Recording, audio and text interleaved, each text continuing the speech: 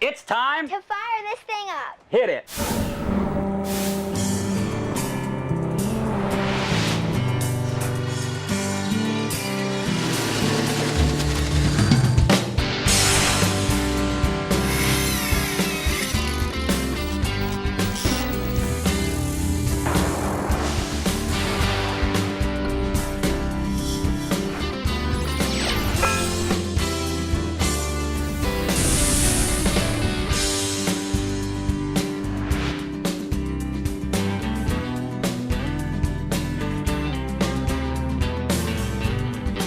I'm having kind of a pretty regular issue here in this boat, and welcome to the Adirondack Park, guys.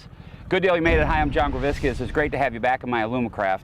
This is my 16-foot little fishing skiff, and I've got a 25 horsepower tiller on it.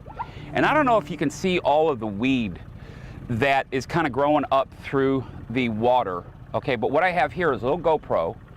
And basically, I want to show you not only lily pads and eelgrass and stuff like that, but I also want to show you an invasive species of weeds.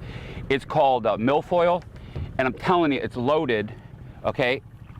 And this is what is fouling my propeller all the time. And it's not easy for me to raise up this engine or to lower it, okay, in order to clear the propeller. And today on the program, what we're going to be doing is we're going to be looking at an accessory called a jack plate. And there's all kinds of different models and stuff. It's used in a lot of different facets of boating. You can hear my engine loading up now.